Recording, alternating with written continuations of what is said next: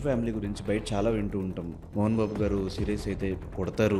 కలిగిన అనుభవాలు, జరిగిన పరిణామాలు బట్టి నేను మీకు చెప్తున్నాను.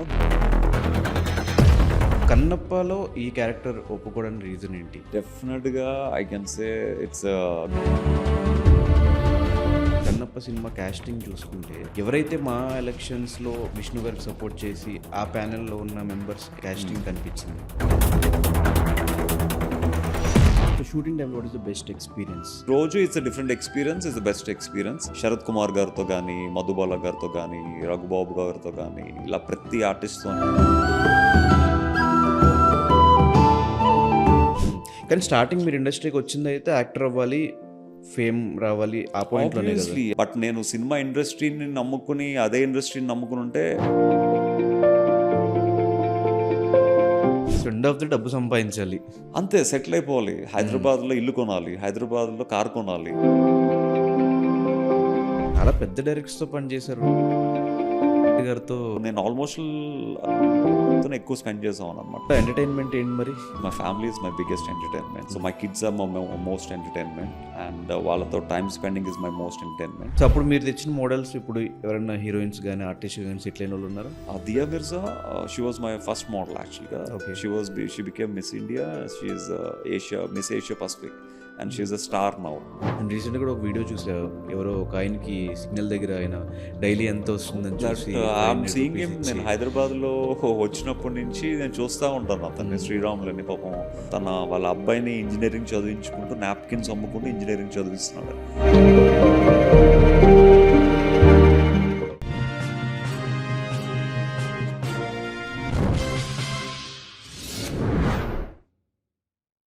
సో కన్నప్పలో ఈ క్యారెక్టర్ ఒప్పుకోవడానికి రీజన్ ఏంటి? ఒకటి నేను అబ్జర్వ్ చేసింది ఏంటంటే, కన్నప్ప సినిమా కాస్టింగ్ చూసుకుంటే ఎవరైతే మా ఎలక్షన్స్లో విష్ణు గారికి సపోర్ట్ చేసి ఆ ప్యానెల్లో ఉన్న మెంబర్స్ ఎక్కువ మంది కాస్టింగ్ కనిపించింది. సో మీ వరకే ఉండాలి అనే పాయింట్లు ఏమైనా పెట్టుకున్నారా, లేకపోతే ఈ క్యారెక్టర్కి కౌశల్య యాప్ట్ అని పెట్టుకున్నారా? అది డెఫినెట్గా I can say it's god's blessings. God she was blessing అనే చెప్పాలి. నేను ఎప్పుడూ అసలు విష్ణు గారితో ఈ సినిమాకి ముందు ఎక్కువ కలవలేదు. మహా కలిసి ఉంటే మా ఎలక్షన్స్లో ఒకసారి కలిశాను. బట్ నేను మా ఎలక్షన్స్లో విష్ణు గారికి ఓటేసిన విషయం కూడా విష్ణు గారికి తెలియదు యాక్చువల్గా. ఓకే. సో అనుకోకుండా పిఆర్ నవీన్ గారు నాకు ఫోన్ చేయడం, ఈ సినిమాలో ఒక సెకండ్ లీడ్ కోసం చూస్తున్నారని చెప్పడం. సో మీ ఫొటోస్ పంపించమంటారా అంటే పంపించండి అని చెప్పడం. సో పంపించిన తర్వాత డైరెక్టర్కి నచ్చడం, తర్వాత లుక్ టెస్ట్కి పిలవడం, ఆ లుక్ టెస్ట్లో విష్ణు గారి దగ్గరుండి లుక్ టెస్ట్ చేయించడం, విష్ణు గారికి నచ్చడం, తర్వాత న్యూజిలాండ్ ఫ్లైట్ టికెట్ బుక్ చేయడం, అంతా వెంటనే జరిగిపోయి. But even the first call also, నేను అరుణాచలంలో శివుణ్ణి దర్శించుకుని బయటకు వస్తున్నప్పుడు ఈ కాల్ రావడం అనేది ఇట్స్ లైక్ అన్ఎక్స్పెక్టెడ్ అనమాట. So it's all happened with the blessings అంతే. అంటే అంత పెద్ద సినిమాలో ఈ క్యారెక్టర్ కోసం దసరాలో చేసిన సెకండ్ హీరోని కూడా ఆడిషన్ చేయడం జరిగింది. చాలామందిని అనుకున్నారు. బట్ ఆ క్యారెక్టర్కి నేను పర్ఫెక్ట్ అనుకోవడం, ఆ క్యారెక్టర్ నాకు రావడం అనేది ఇట్స్ వరం లాంటిది. కానీ ఏ క్యారెక్టర్ వస్తే చేయడానికి రెడీ ప్రస్తుతానికి అయితే? యా, అంటే as an actor I'm always ready to do any role. మనకి ఇచ్చిన క్యారెక్టర్ని జస్టిస్ చేయడమే మన బాధ్యత. అందులో చిన్న 4 years నుంచి స్టేజ్ థియేటర్స్ చేస్తాను. నాకు ఏ క్యారెక్టర్లో ఉన్నా 100% జస్టిస్ చేయగల నమ్మకం నాకు ఉంది యాక్చువల్గా. అంటే మేబీ చూడ్డానికి పర్సనాలిటీ వైజు మేబీ కొంచెం తెల్లగా ఉంటాను, కొంచెం మోడల్లా ఉంటాను అనుకుంటారు, కానీ ఒక్కసారి ఆ క్యారెక్టర్లోకి వెళ్తే I'll be totally different actually. So ఈ మంచు ఫ్యామిలీ గురించి బయట చాలా వింటూ ఉంటాం. సీరియస్గా ఉంటారు. ఇప్పుడు మోహన్ బాబు గారు సీరియస్ అయితే కొడతారు, లేకపోతే వాళ్ళ ఫ్యామిలీ ఇష్యూస్ కానీ, ఇట్లా బయట ట్రోలింగ్స్ కానీ ఇన్ని జరుగుతూ ఉంటాయి కదా. సో వాళ్ళతో అసోసియేట్ అయి ఉన్నారు ఆల్మోస్ట్ ఒక 2-3 years నుంచి. షూటింగ్ లొకేషన్స్లో వాళ్ళతో తిరిగారు. ఈవెన్ నిన్న పోస్ట్ చేసిన దాంట్లో మోహన్ బాబు గారితో ఒక చిన్న పార్టీ కూడా అయింది, విష్ణు గారి birthday party.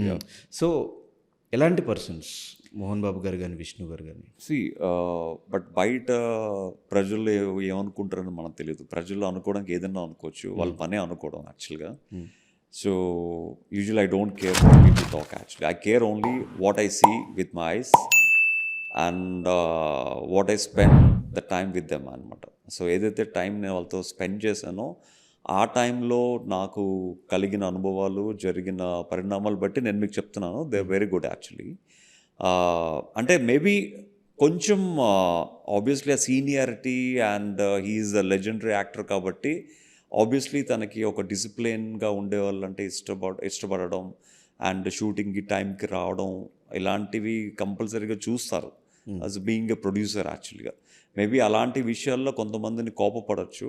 But Mohan Babu గారిని విష్ణు గారు టోటల్గా మార్చేశారు యాక్చువల్గా ఈ సినిమాతో. యాక్చువల్గా ఒకప్పుడు మోహన్ బాబు గారు అంటే చాలా కోపంగా ఉండే మనిషి, బట్ విష్ణు గారు చాలా కంట్రోల్ చేస్తూ మోహన్ బాబు గారిని ఇప్పుడు జనరేషన్కి ఇలా ఉండకూడదు, ఇప్పటి జనరేషన్కి cool and calm and sweet and స్మైల్తో ఉండాలి అని చాలాసార్లు చెప్పడం జరిగింది. అంటే అంటే ఆబ్వియస్లీ మోహన్ బాబు గారు కొంచెం సీరియస్ అయినా కూడా విష్ణు గారికి అసలు ఇలా చూస్తూ ఉంటారు యాక్చువల్గా. సో విష్ణు గారు దే హ్యావ్ సమ్ కమ్యూనికేషన్ అనమాట. సో మోహన్ బాబు గారు ఆబ్వియస్లీ అంటే ఇంతకుముందు కోపంగా ఉండే మోహన్ బాబు గారులా కాకుండా he is very sweet person. And especially ఈ సినిమా చేస్తున్నప్పుడు ఈ సినిమా చేస్తున్న అందరు ఆర్టిస్టులతోని he is very very sweet. Not only the main artist, ఈ సినిమా కోసం వచ్చిన జూనియర్స్ కంపెనీ ఆర్టిస్ట్ వాళ్ళతో కూడా వాళ్ళ దగ్గరికి వెళ్ళి మీకు ఏం కావాలి, అన్నం సరిపోతుందా, లేకపోతే రైస్ బాగుందా అంటే వాళ్ళందరూ మాకు మసూరి రైస్ కావాలనడం యాక్చువల్గా. సో వాళ్ళ కోసం మళ్ళీ ఆ రైస్ ఇండియా నుంచి తెప్పించడం, వాళ్ళకి స్పెషల్గా ఏం కావాలంటే అది వండించి పెట్టడం, ఇలాంటివన్నీ అందరినీ ఈక్వల్గా కేర్ఫుల్గా తీసుకున్నారు యాక్చువల్లీ. సో ఈ ఫ్యామిలీ ఇష్యూస్ వల్ల మోహన్ బాబు గారు ఇబ్బంది పడుతున్న సందర్భాలు ఎప్పుడైనా అబ్జర్వ్ చేశారు? ప్రతి మనిషికి ఇబ్బంది లేని సిచ్యువేషన్స్ ఉండవు. ఈవెన్ నీకు పర్సనల్ లైఫ్లో ఎన్నో ఇబ్బందులు ఉంటాయి, నాకు ఎన్నో ఇబ్బందులు ఉంటాయి. కాకపోతే ప్రతి మనిషి తన పర్సనల్ లైఫ్ ప్రాబ్లమ్స్ని జనాలు ఈ మీడియా వాళ్ళు వాళ్ళ ఛానల్స్ బెనిఫిట్ కోసం they will show in different ways. So being a celebrities obviously వాళ్ళది కొంచెం ఎక్కువ ఉంటుంది, అంతే తప్ప వాళ్ళ problems they will solve actually. So మీడియాలో వచ్చినంత మాత్రం మీడియా సాల్వ్ చేయదు కదా, ఎప్పటికైనా వాళ్ళే కూర్చొని సాల్వ్ చేసుకోవాలి. So they are good to each other actually. But బయట కొంతమంది తప్పుగా రాస్తూ ఉంటారు కానీ they are very good to each other actually. So shooting టైంలో what is the best experience?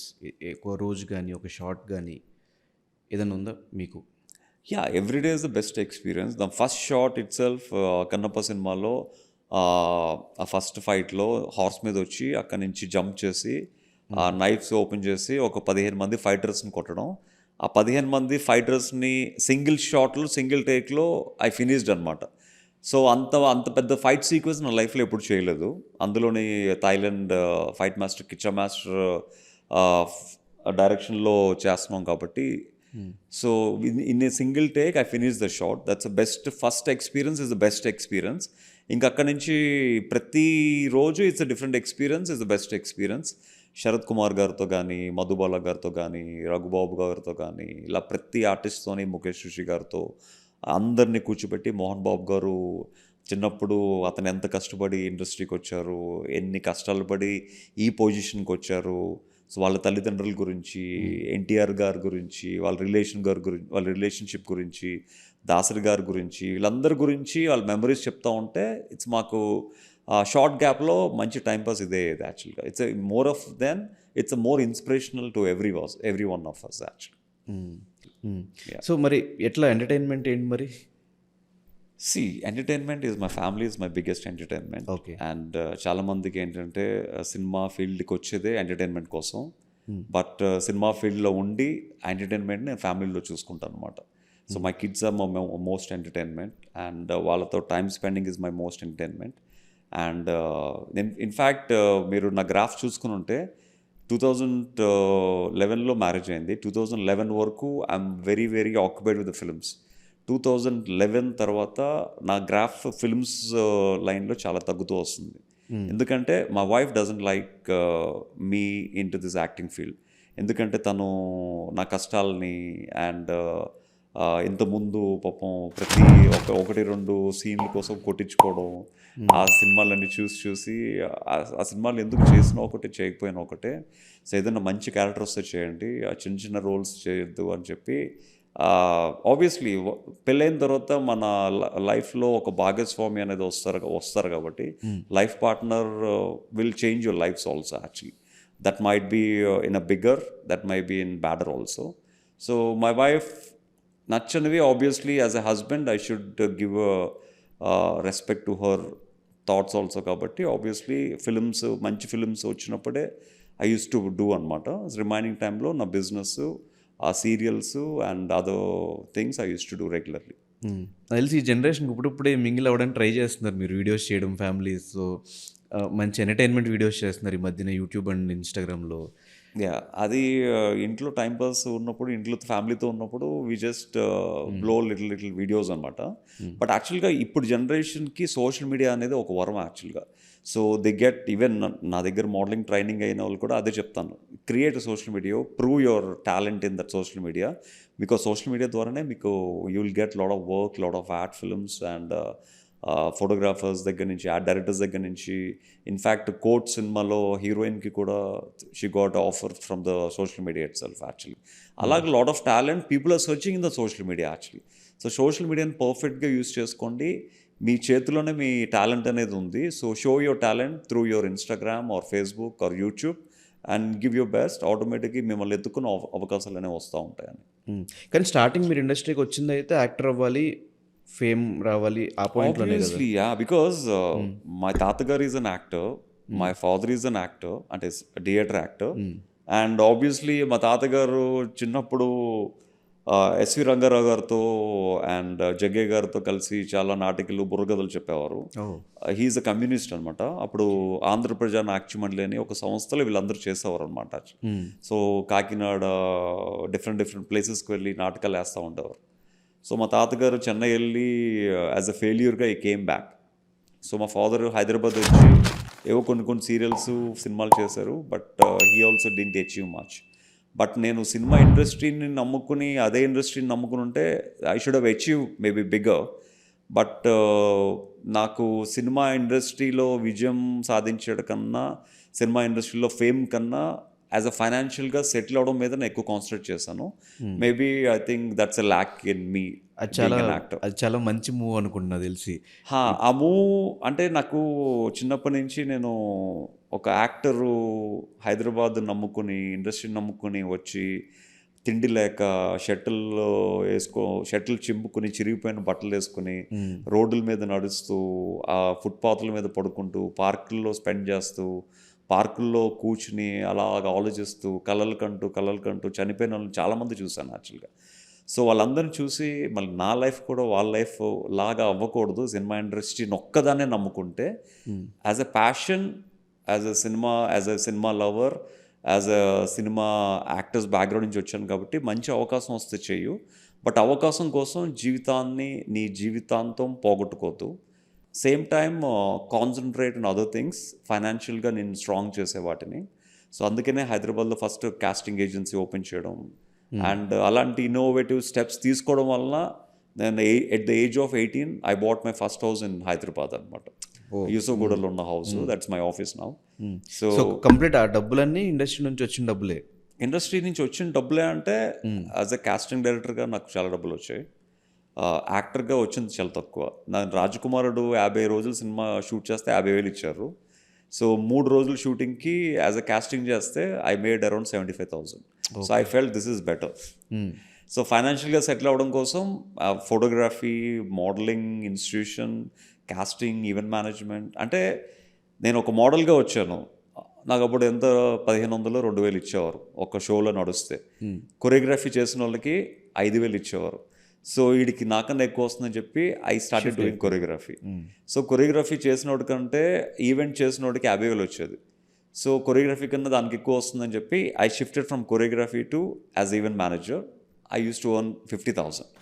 So event చేసినోడి కంటే మొత్తం కాంట్రాక్ట్ తీసుకుని, ఆ బ్రాండ్ తీసుకుని క్రియేట్ చేసి, ఆ బ్రాండ్కి మొత్తం ఎస్టాబ్లిష్ చేసి, మొత్తం బ్రాండ్ని ఒక ఈవెంట్ చేస్తే you might get around 2 to 5 lakhs. So I shifted like that.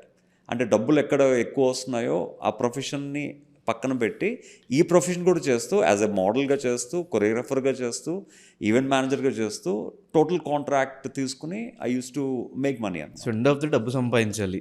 అంతే, సెటిల్ అయిపోవాలి. హైదరాబాద్లో ఇల్లు కొనాలి, హైదరాబాద్లో కారు కొనాలి.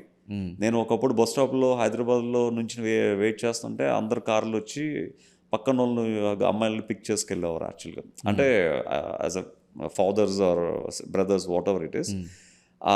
అప్పుడు ఆ కారుని చూసి నాకు అనిపించదు లైఫ్లో ఎప్పటికైనా నేను ఒక కారు కొనుక్కోవాలి, మా మదర్ని కూడా ఎక్కడికైనా వెళ్ళాలంటే తనని తీసుకెళ్ళాలి.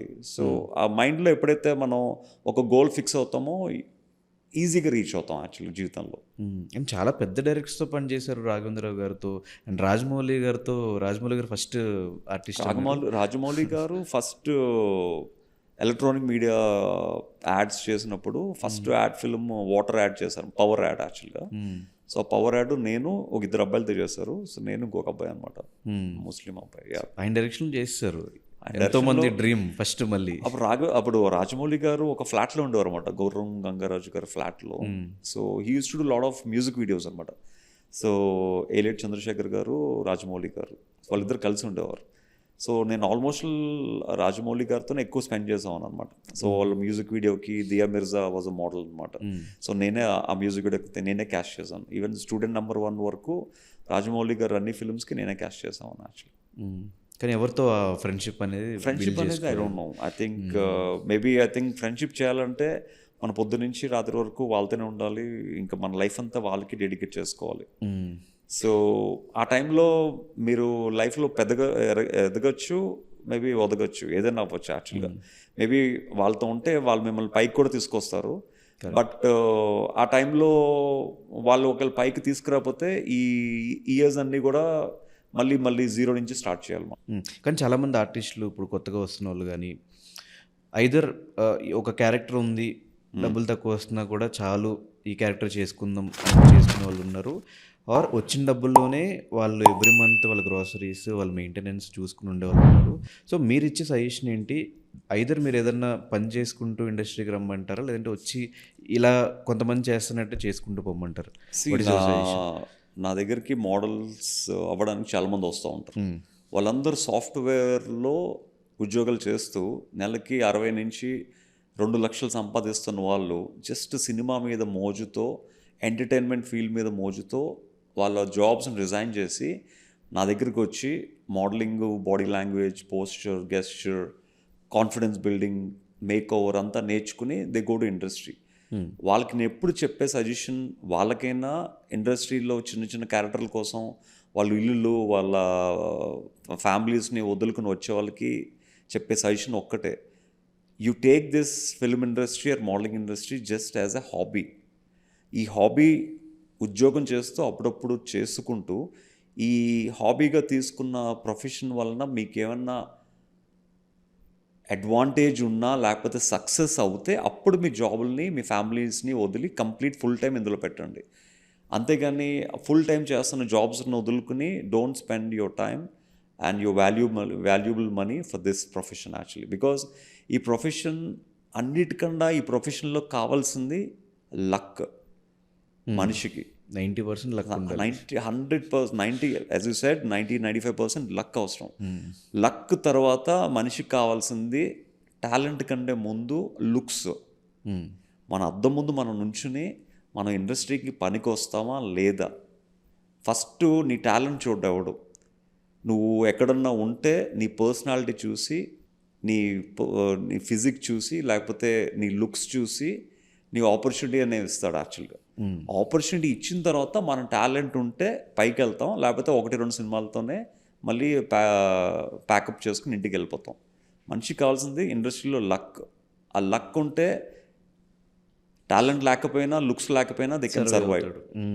అండ్ లక్ కోసం చెక్ చేయడానికి వచ్చిన వాళ్ళు లుక్స్ చూసుకుని రావాలి. ఈ 2 ఉంటే అప్పుడు తర్వాత టాలెంట్ అనేది థర్డ్. ఆ టాలెంట్ ఆపర్చునిటీ, టాలెంట్ ఉందో లేదో చూడడానికి ఈ 2 ఉంటేనే third is the talent option అనమాట. టాలెంట్ ఉండి ఈ 2 ఉంటే డెఫినెట్గా హీ విల్ గో సమ్వేర్, లేకపోతే he will struggle all his life.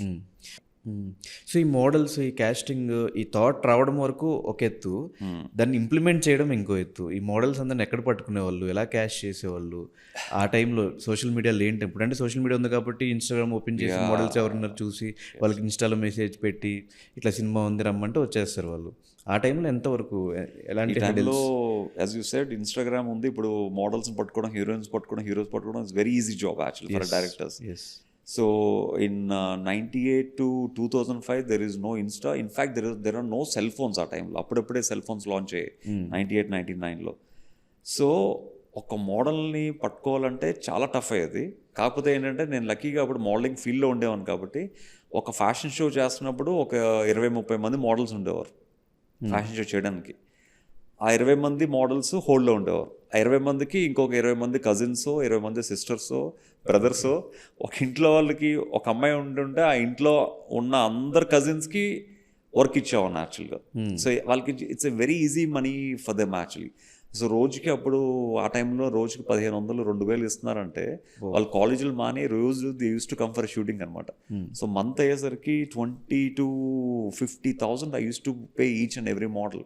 నేనే చెక్స్ రాసి ఇచ్చాను అనమాట. సో ఆ టైంలో చాలామందికి హెల్ప్ఫుల్ అయింది ఆ అమౌంట్. సో అప్పుడు మీరు తెచ్చిన మోడల్స్ ఇప్పుడు ఎవరైనా హీరోయిన్స్ కానీ ఆర్టిస్ట్ కానీ సెటిల్ అయిన వాళ్ళు ఉన్నారా? Dia Mirza, she was my first model యాక్చువల్గా. Okay. She became Miss India. She is Miss Asia Pacific and she is a star now. And Dia మిర్జాతో నేను తను కలిసి ఆల్మోస్ట్ 6 to 8 యాడ్ ఫిల్మ్స్ చేసాం. అప్పుడు రాఘవేంద్ర గారు ఎలక్ట్రానిక్ మీడియా చైర్మన్గా ఉన్నప్పుడు చాలా యాడ్స్ మేము ఇద్దరం కలిసి చేసాం. అండ్ నేను చాలా షూట్స్ చేశాను. అండ్ ఉదయ్ కిరణ్ గారు యాక్టర్ అవ్వకముందు తనతో కూడా యాజ్ అ మోడల్గా చాలా యాడ్స్ చేశాను. అండ్ చాలామంది ఉన్నారు actual, so many. In fact Subbaraju ఇప్పుడు యాక్టర్, తను వైజాగ్లో ఉన్నప్పుడు నేను తనతో ఎన్నో షోస్ చేయించేవాడిని. నేను నా షోస్ అన్నిటికీ తను తీసుకునేవాడిని యాక్చువల్గా. అండ్ రీసెంట్గా కూడా ఒక వీడియో చూసా, ఎవరో ఒక ఆయనకి సిగ్నల్ దగ్గర ఆయన డైలీ ఎంత వస్తుందని చూసి ఐఎమ్ సీయింగ్ హిమ్. నేను హైదరాబాద్లో వచ్చినప్పటి నుంచి నేను చూస్తూ ఉంటాను అతన్ని, శ్రీరాములని. పాపం ఈజ్ అ హ్యాండిక్యాప్డ్, ఒక చెయ్యి ఉండదు. And he did few films also. Okay. పాపం తన వాళ్ళ అబ్బాయిని ఇంజనీరింగ్ చదివించుకుంటూ నాప్కిన్స్ అమ్ముకుంటూ ఇంజనీరింగ్ చదివిస్తున్నాడు. That's a proud moment as a father actually. So ఎప్పుడు నాకు నా కార్ దగ్గరకు వచ్చి ఒక నాప్కిన్ ఇస్తే ఆ డైలీ తను ఎంత సంపాదిస్తాడో అంత ఇచ్చేస్తూ ఉంటాను అనమాట యాక్చువల్లీ.